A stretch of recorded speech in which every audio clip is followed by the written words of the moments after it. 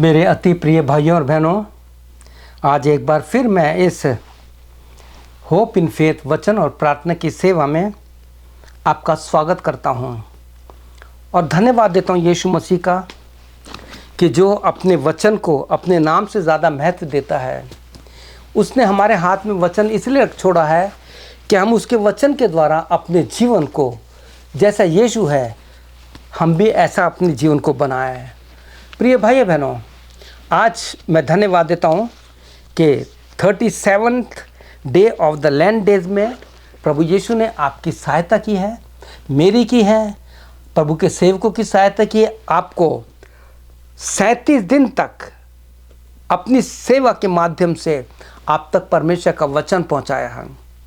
प्रिय भाई बहनों, जैसा कि आप जानते हैं कि 37वें दिन में परमेश्वर ने आपको बहुत आशीष दी है और अब आपके पास केवल 3 दिन है। 40 में से 37 गए, 3 दिन बचे हैं आपके पास। गुड फ्राइडे से पहले प्रभु यीशु की संगति में जाने से पहले आप अपने आप को तैयार कर लीजिए और प्रभु यीशु मसीह इस 37वें उपवास के दिन में, लैंड डेज में, आपको वो सामर्थ्य, वो शक्ति देना चाहता है जो दुनिया की कोई ताकत नहीं दे सकती है। आपने इससे पहले जो पहला पार्ट यानी पहले भाग आपने सुना होगा। मैं फिर कहता हूँ, इसमें देखने वाली कोई चीज़ नहीं है, कोई फिल्म टाइप नहीं चल रही है। बस एक व्यक्ति आपके सामने प्रभु यीशु के वचन को लेके आया है। बस इस वचन को सुनिए, कान लगा करके, नोटबुक ले लीजिए, बाइबल खोल लीजिए, जो वचन दिया जाता है पढ़ लिख लीजिए और बाद में उनको पढ़िए। तो पहले भाग में हमने देखा था फॉरगेट नॉट, लेकिन आज भी वही है। फॉरगेट नॉट मतलब वन हु फॉरगेट एवरीथिंग, जो भूल जाता है, जिसको भूलने की आदत है। तो क्या होता है, बाइबल में कौन कौन लोग हैं जो भूल गए?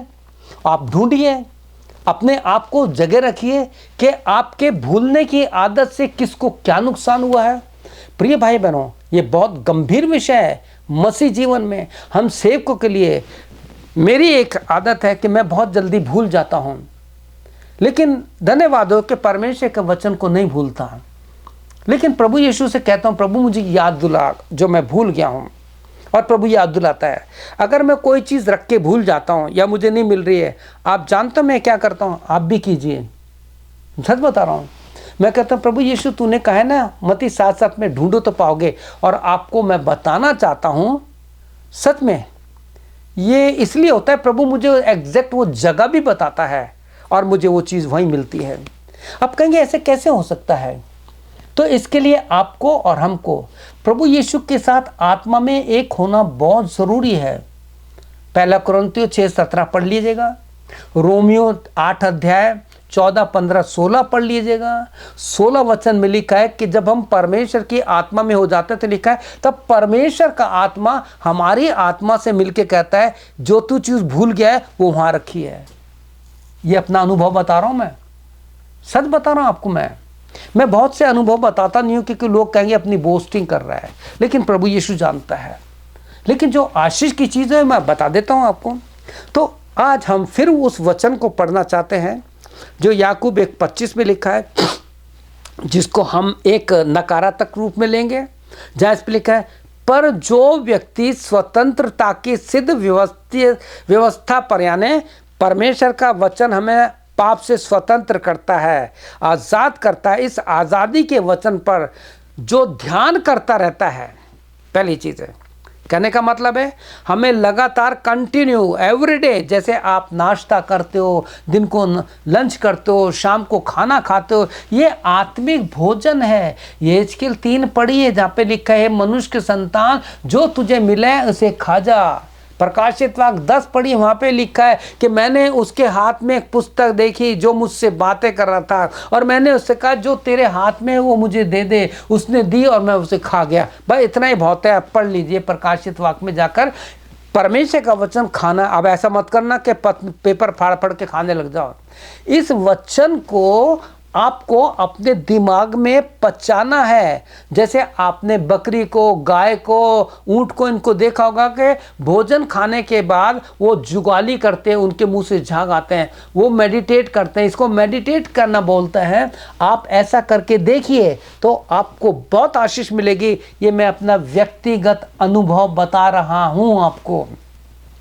देखिए, मेरे 70 ईयर पूरे होने वाले हैं। इतनी उम्र में भी जाकर के मैं परमेश्वर के वचन को ठीक से नहीं समझूं तो मैं क्या शब्द बोलूं अपने लिए। लेकिन धन्यवाद हो कि प्रभु यीशु की पवित्र आत्मा ने मुझे वो आत्मा दे दी है जो अपने वचन का भेद खोलती है। तो कहते हैं कि इस आजाद करने वाले, स्वतंत्र करने वाले वचन पर बराबर ध्यान करता रहता है, और वह जो इस प्रकार से वचन को पढ़ता है, इसको चबाता है, अपने जीवन में लेता है, कहता है वो भाई या बहन, मैं ऐसे बोल रहा हूं, यहाँ पे लिखा है वह अपने कामों में, वो भाई या बहन, वो जवान अपनी सारी बातों में, अपनी पढ़ाई में, अपने काम काज में इसलिए आशीष पाएगा कि सुनकर या पढ़ करके भूलता नहीं। समझ गए ना आप इस वचन का अर्थ है? हमें भूलना नहीं है, परंतु वो ऐसा ही करता है या वैसा ही काम करता है जैसा परमेश्वर का वचन उसको करने के लिए कहता है।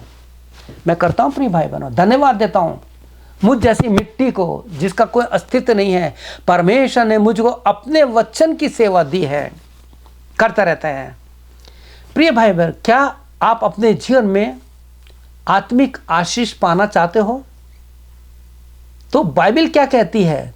जो बाइबल कहती है उस पर ध्यान दीजिए।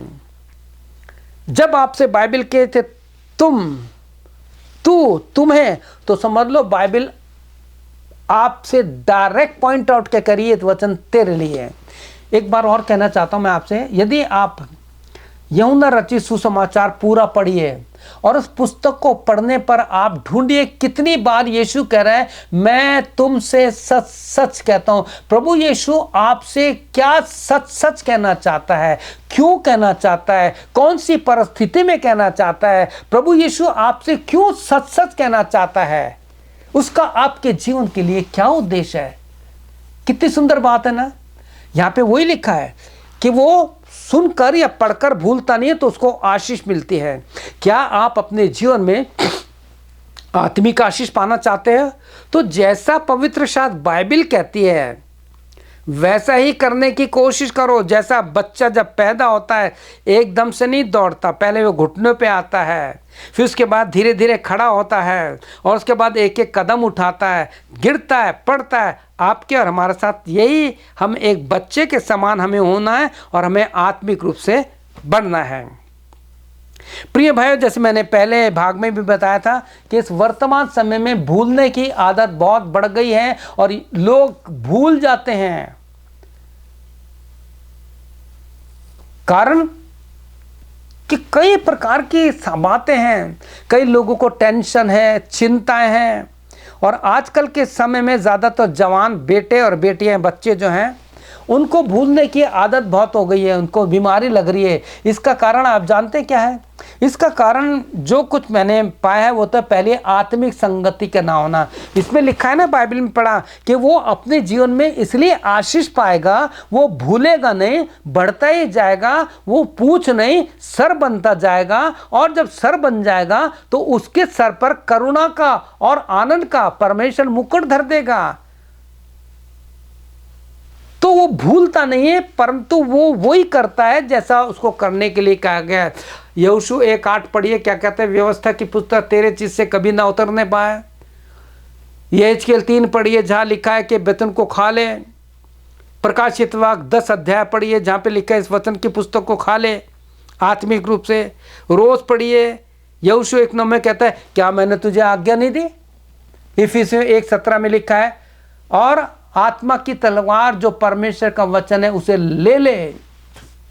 कुलूसियों 3:16 पढ़िए, कुलूसियों 2:6-7 पढ़िए। इतने वचन पढ़ा दिए आपकी सफलता के लिए। आप इन्हें पढ़िए, अपने जीवन में ले लीजिए और कहिए कि प्रभु यीशु, आज मैं भजन 119 के अनुसार तेरे इस वचन को अपने हृदय में ले लेता हूँ। मेरे दिमाग में, मेरी हड्डियों में, मेरी मांसपेशियों में तेरा वचन चला जाए, मेरे खून के एक एक कण में तेरा वचन चला जाए।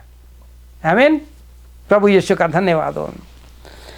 और दूसरा कारण मैंने पहले ही बताया था, किस प्रकार से आज हमारे बहन भाई लोग जो मोबाइल लैपटॉप के यानी कंप्यूटर के सामने बैठ के काम करते हैं 8-8 10-10 घंटे, उससे भी दिमाग का, लेकिन ये उनका त्याग है अपने बच्चों के लिए। लेकिन मेरे बच्चों, जब आपको कॉलेज स्कूल में मोबाइल पर या लैपटॉप पे पढ़ाई करनी पड़ती है तो केवल पढ़ाई तक सीमित रखो, उसके बाद उसे मत छुओ, नहीं तो 3 प्रकार के रोग हो सकते हैं। आपकी आंखें कमज़ोर हो सकती है, आपको स्पॉन्डिलाइटिस हो सकता है, सर्वाइकल हो सकता है, आपको दिमाग का जो नर्वस सिस्टम है उसको प्रिक कर सकता है। तो प्रिय भाई बहनों, हमने पहले पार्ट में देखा था कि जो लोग भूले नहीं, उनके ना भूलने के कारण उनके आत्मिक जीवन, जैसे मूसा का जीवन आज हमसे बात करता है क्योंकि वो भूला नहीं। यूहन्ना का जीवन हमसे बातें करता है कि उसने यीशु को छोड़ा नहीं और यीशु ने पतमस टापू तक बात करी। पौलुस का जीवन देखा, आज उसकी 13 पत्रें हमसे बात करती। क्यों? क्योंकि वो भूले नहीं। इसी प्रकार से प्रभु आपसे कहता है कि आज के बाद मत भूलना। जब ये दूसरे पार्ट को तू सुन रहा है और सुन रही है तो इन सारी बातों से सीख ले कि बाइबल में बहुत से ऐसे लोग आए हैं जिन्होंने जब भूल गए तो उसके कारण कितना लोगों को नुकसान हुआ। तो आइए हम उत्पत्ति की पुस्तक में चलते हैं। परमेश्वर के वचन में लिखा है, जब आप 40 अध्याय पढ़ेंगे और 35 अध्याय से आप यूसुफ के जीवन के वर्णन पढ़ेंगे, किस प्रकार से यूसुफ अपने परमेश्वर को नहीं भूला। जब पोतीफर की वाइफ ने, पत्नी ने उससे कहा, क्योंकि जब यूसुफ 17 साल का था उसके भाइयों ने भेज दिया था और किस प्रकार से मिस्र को चला गया, सुंदर था, जवान था। पोतीफर की वाइफ ने उसको देखा और उससे जिद की कि मेरे साथ सो। उसने कहा, मैं ऐसा करके अपने परमेश्वर की दृष्टि में पाप नहीं करूँगा, इतना भयंकर पाप नहीं करूँगा। आज के जवान लड़कियां कॉलेज में, स्कूलों में किस प्रकार से फ्रेंडशिप में पढ़ते हैं और किस प्रकार से वीडियो, देखिए कितने गंदे गंदे वीडियो आ रहे हैं आज बाइबल अपने फेसबुक पे। गंदा हो चुका है माहौल।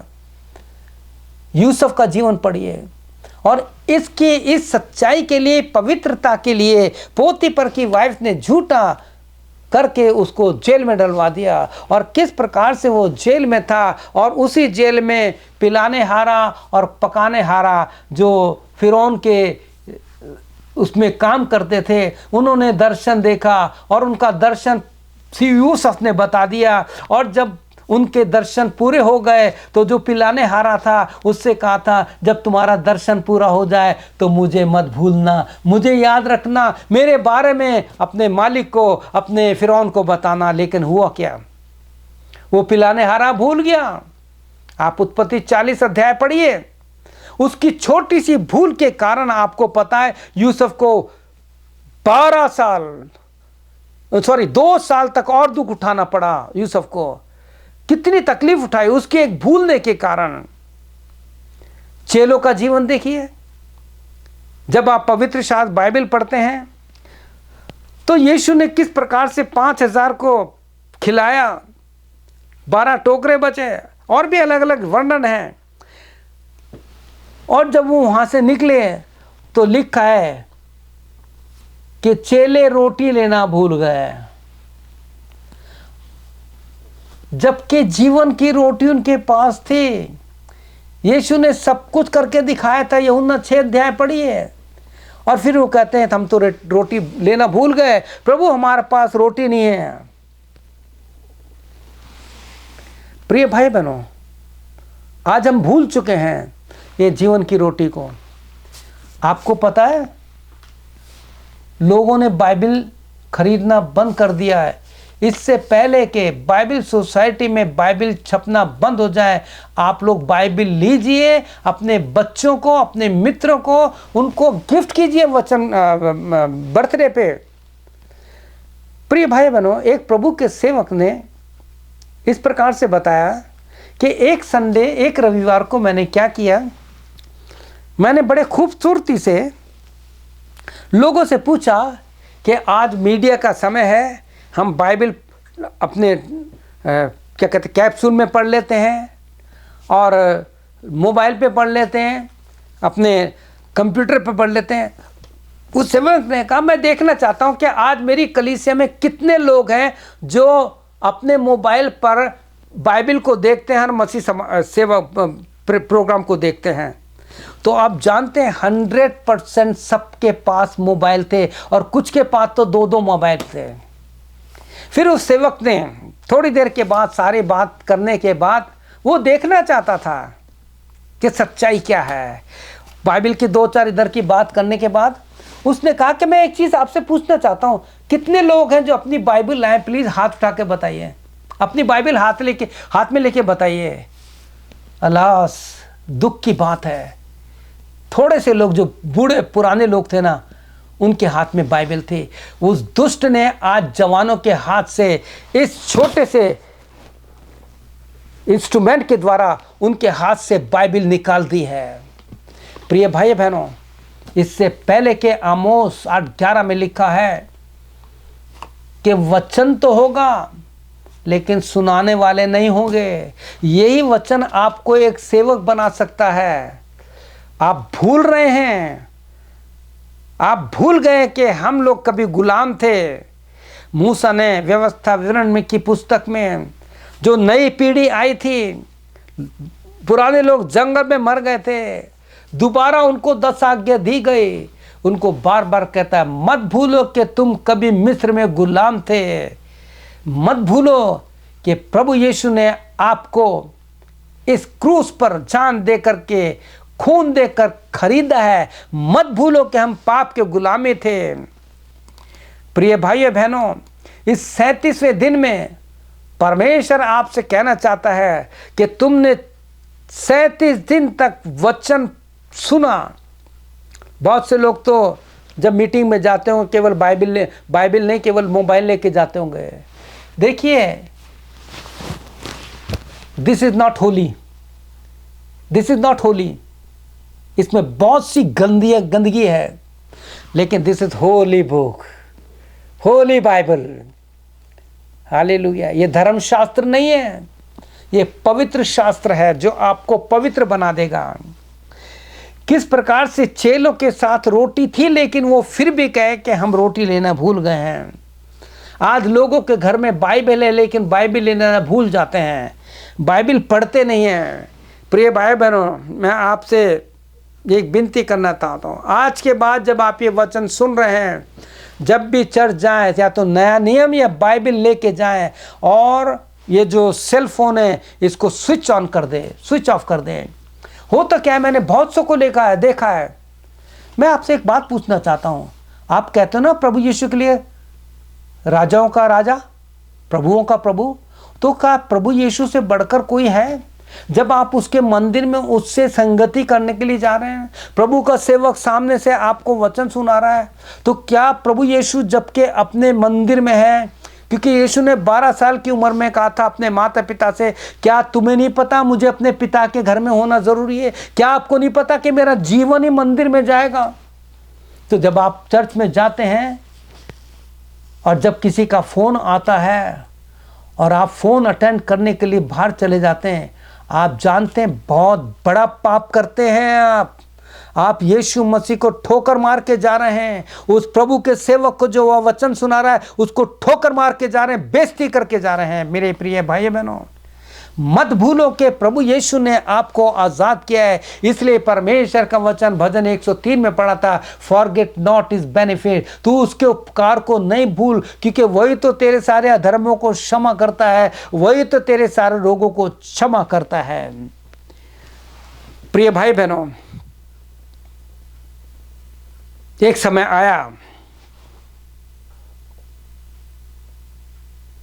कि चेले लोग भूल गए। यीशु ने कहा था मैं तीसरे दिन जी उठूंगा। बहुत सी बहनें भूल गए हैं।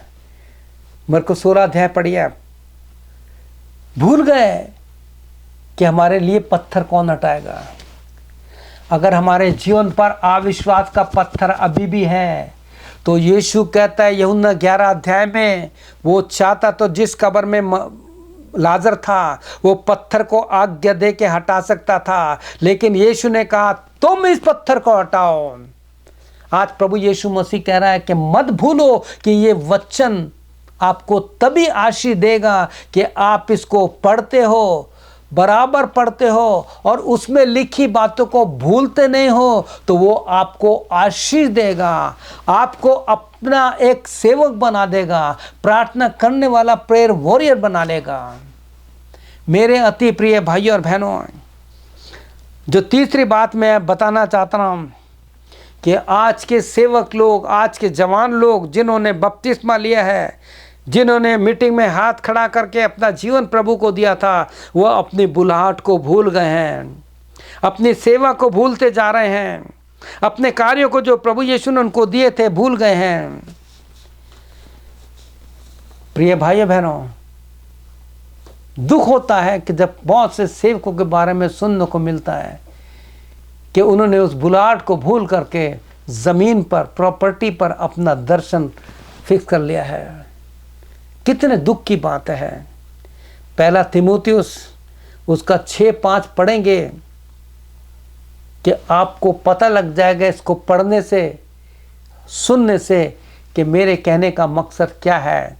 ये वो लोग हैं जो अपनी बुलाहट को भूल गए हैं, ये वो लोग हैं जो बाइबल को पढ़ना भूल गए हैं, ये वो लोग हैं जो कमेटी और चेयरमैनशिप में सब कुछ भूल गए हैं, ये वो लोग हैं जो अपने चर्च के, अपने ऑर्गेनाइजेशन का डिसिप्लिन ज़्यादा पढ़ते हैं लेकिन बाइबल नहीं पढ़ते, क्योंकि उस डिसिप्लिन को पढ़ने से वो जिस भी कलीसिया के हैं उनमें उनको चेयरमैनशिप मिलेगी। लेकिन प्रिय भाई बहनों, अगर इसको नहीं पढ़ेंगे और आप उसमें अटक जाएंगे तो वो दिन याद रखिए। अगर आपके पास समय हो तो मत्ती 7, 21, 22, 23 पढ़ लेना। प्रभु यीशु मसीह जो प्रॉफिट्स हैं, प्रभु यीशु मसीह जो एपोस्टल हैं, प्रभु यीशु मसीह जो चमत्कार करने वाले हैं, प्रभु यीशु मसीह जिनके पास डिग्री है, जिनके पास बहुत चेयरमैन से, उनसे साफ कह देगा मैं तुम्हें नहीं जानता।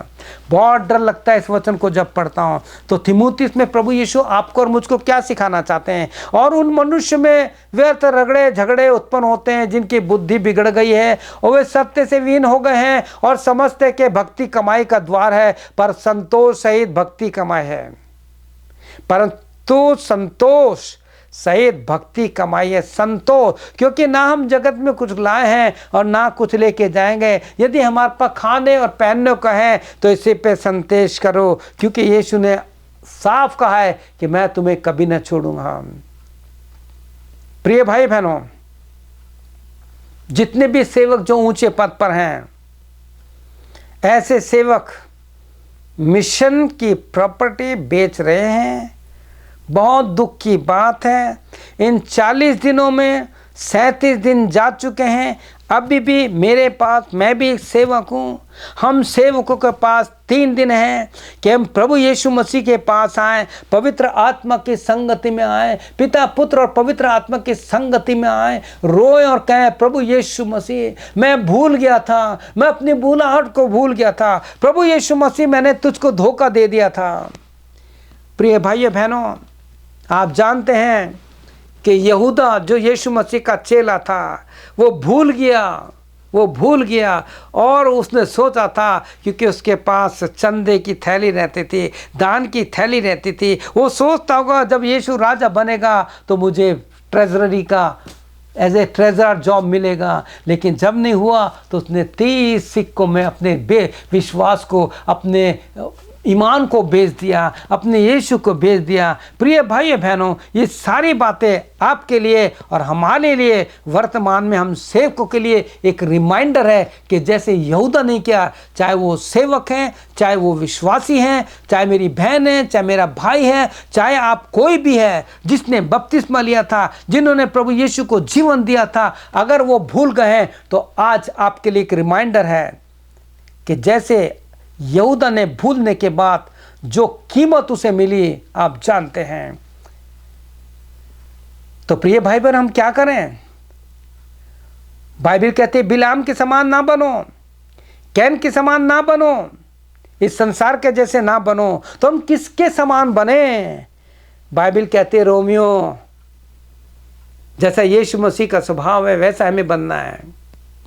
प्रिय भाई बहनों, जैसे यीशु मसीह है, बाइबल कहती है रोमियो 12:2 में, संसार के जैसे मत बनो, बॉलीवुड के लोगों की जैसी एक्टिंग मत करो, जो रैंप पे चलती है ऐसा मत बनो, अपने आप को यीशु की नकल करें। प्रिय भाई बहनों, आपसे प्रार्थना है, विनती है। प्रभु यीशु कहते हैं, यह 1 कुरिन्थी 11:1 में पौलुस कहता है, imitate me as I imitate my Christ, जैसे मैं यीशु की नकल करता हूँ। प्रिय भाई बहनों, प्रिय बालकों के समान यीशु के जैसे बनो।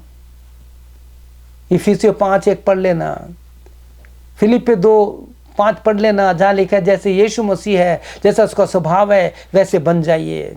और ये तभी होगा जब आप इस वचन के अनुसार जैसा कि लिखा, पर वो व्यक्ति जो इस पाप से आज़ाद करने की व्यवस्था पर बराबर ध्यान देता है, इस वचन को पढ़ता है और पढ़ने के बाद भूलता नहीं, वो अपनी सारी बातों में आशीष पाएगा। वो पूछ नहीं परंतु सर बनेगा, और एक दिन प्रभु यीशु उसके सर पर करुणा का, आनंद का ताज रखेगा।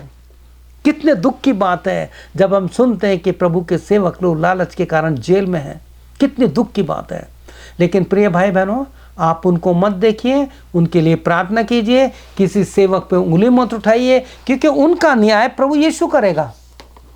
हमें किसी पर उंगली नहीं उठाने, बस ये हम उनके लिए प्रार्थना करनी है।